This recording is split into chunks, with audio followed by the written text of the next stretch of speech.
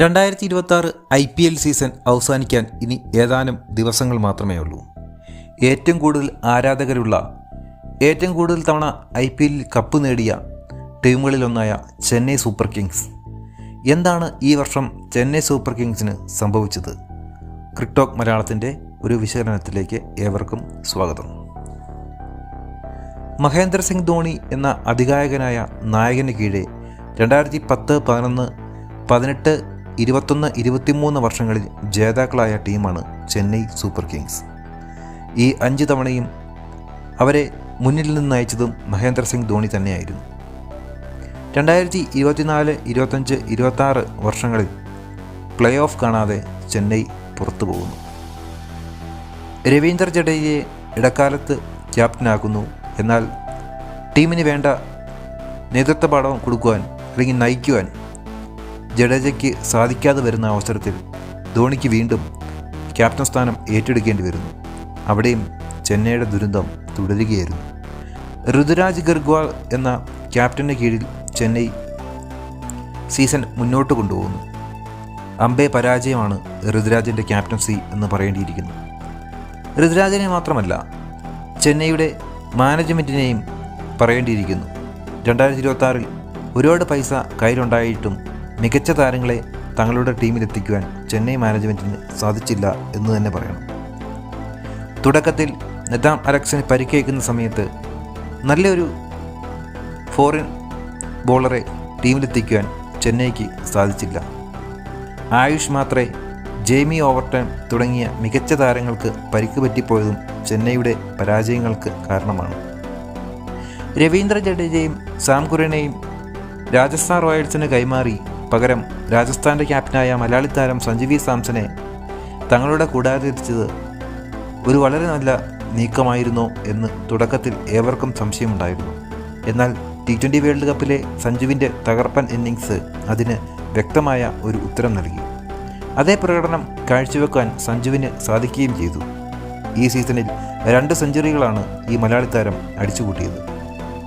Ruturaj ഗർഗ്വാളും ഓപ്പണിങ്ങിലുള്ള batting വളരെ മോശമായിരുന്നു എന്ന് തന്നെ പറയേണ്ടിയിരിക്കുന്നു. ആയുഷ് മാത്രമേ താരതമ്യേന കുഴപ്പമില്ലാതെ കളിച്ച ഒരു പ്ലെയർ ആയിരുന്നെങ്കിലും പരിക്ക് പറ്റി പുറത്തുപോയതും തിരിച്ചടിക്ക് ആഘാതം കൂട്ടി. ഡുവാർഡ് ബ്രൈസ് കഴിഞ്ഞ വർഷത്തെ നിഴലെ മാത്രമായിപ്പോയി. T20 വേൾഡ് കപ്പിൽ ക്യാമിയോ റോളിൽ മികച്ച രീതിയിൽ കളിച്ച ശിവൻ ദുബൈ ഈ IPL നിരാശപ്പെടുത്തി. അവസാന നിമിഷം 17 ബോളിൽ 47 റൺസ് എടുത്ത് ഒരു മിന്നലാട്ടം കാഴ്ചവെച്ചെങ്കിലും അപ്പോഴേക്കും സമയം ഒരുപാട് വൈകിപ്പോയിരുന്നു. 14 കോടിക്ക് ടീമിലെത്തിച്ച യുവതാരങ്ങളാണ് കാർത്തിക് ശർമ്മയും പ്രശാന്ത് വീറും. കാർത്തിക് ശർമ്മ 1-2 മത്സരങ്ങളിൽ ഭേദപ്പെട്ട പ്രകടനം കാഴ്ചവെച്ചെങ്കിൽ തന്നെയും 14 കോടിക്കുള്ളത് ഉണ്ടോ എന്ന് ഇപ്പോഴും സംശയമാണ്. ഭാവി മുൻകണ്ട് നടത്തിയ ഒരു ട്രേഡിംഗ് എന്ന് വേണമെങ്കിൽ കരുതാം. എന്നാൽ പ്രശാന്ത് വീറിൻ്റെ വീര്യം ഒട്ടും ഈ സീസണിൽ കാണുവാൻ സാധിച്ചില്ല. ബോളിങ്ങിലും അമ്പേ പരാജയമായിരുന്നു. അഫ്ഗാനിൻ്റെ മികച്ച ബോളറായിട്ടുള്ള നൂർ അഹമ്മദ് എല്ലാ വർഷങ്ങളിലും ചെന്നൈ സൂപ്പർ കിങ്സിൻ്റെ തുറുപ്പു ചീട്ടാണ്. പക്ഷേ ഈ വർഷം അദ്ദേഹവും നിറം വന്നു. ആൻഷൽ കമ്പോജ് റൺ വെട്ടക്കാരിൽ മുൻനിരയിലുണ്ടെങ്കിലും അവസാന കളികളിൽ അദ്ദേഹം വഴങ്ങിയ റൺസ് കൈയും കണക്കുമില്ല. 2.4 ഓവറിൽ 63 റൺസ് അടക്കം അദ്ദേഹം വഴങ്ങി. 2 ഓവറുകളിൽ തുടർച്ചയായി 4 സിക്സർ വഴങ്ങുന്ന ബോളർ എന്ന നാണംകെട്ട റെക്കോർഡും ആൻഷൽ കമ്പോജ് നേടിയെടുത്തു. ഉർവിൽ പട്ടേൽ പ്രകടനത്തിൻ്റെ മിന്നലാട്ടങ്ങൾ ചില മത്സരങ്ങളിൽ കാഴ്ചവെച്ചെങ്കിലും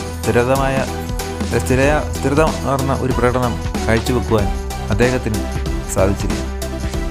തൊട്ടതെല്ലാം പിഴച്ച ചെന്നൈ സൂപ്പർ കിങ്സ്. എങ്കിലും ആരാധകരുടെ കാര്യത്തിൽ അവർക്കൊട്ടും ഇടിവ് സംഭവിച്ചിട്ടില്ല എന്ന് തന്നെ പറയണം. മഹേന്ദ്ര സിംഗ് ധോണി എന്ന പ്ലെയർ ഈ സീസണിൽ കളിക്കുമോ എന്ന് ആദ്യ മത്സരം മുതൽ ആരാധകർ ഉറ്റുനോക്കുന്നതാണ്. എന്നാൽ അതുണ്ടായില്ല. കാലിനേറ്റ പരിക്കിനെ തുടർന്ന് അദ്ദേഹത്തിന് കളിക്കാൻ സാധിക്കുന്നില്ല എന്നായിരുന്നു ആദ്യ റിപ്പോർട്ട്. എന്നാൽ അവസാന മത്സരത്തിൽ തങ്ങളുടെ ഹോം ഗ്രൗണ്ടിൽ നടന്ന മത്സരത്തിൽ അദ്ദേഹം കളിക്കുമെന്ന് എവരും പ്രതീക്ഷിച്ചെങ്കിലും അതുണ്ടായില്ല. നെറ്റ്സിൽ പ്രാക്ടീസ് ചെയ്യുന്ന ധോണിയുടെ ചിത്രങ്ങൾ ആരാധകർ ആവേശത്തോടുകൂടിയാണ് വരവേറ്റത്. പക്ഷേ ഗ്രൗണ്ടിലേക്ക് ധോണി അകന്നു തന്നെ നിന്നു. 2027 IPL ആരംഭിക്കുമ്പോൾ ചെന്നൈ സൂപ്പർ കിങ്സിൻ്റെ കളിക്കാരൻ എന്ന നിലയിൽ ധോണി കൂടെ ഉണ്ടാകുമോ എന്നത് സംശയകരമായിട്ടുള്ള ഒന്നാണ്. അടുത്ത സീസണിൽ ചെന്നൈ സൂപ്പർ കിങ്സ് പഴയ പ്രതാപം വീണ്ടെടുത്ത് തിരിച്ചു വരുമോ എന്ന് കണ്ടറിയണം. എന്താണ് നിങ്ങളുടെ അഭിപ്രായം? കമൻറ്റ് ചെയ്യൂ. കൂടുതൽ അപ്ഡേഷനായി ചാനൽ സബ്സ്ക്രൈബ് ചെയ്യൂ. Crick talk Malayalam.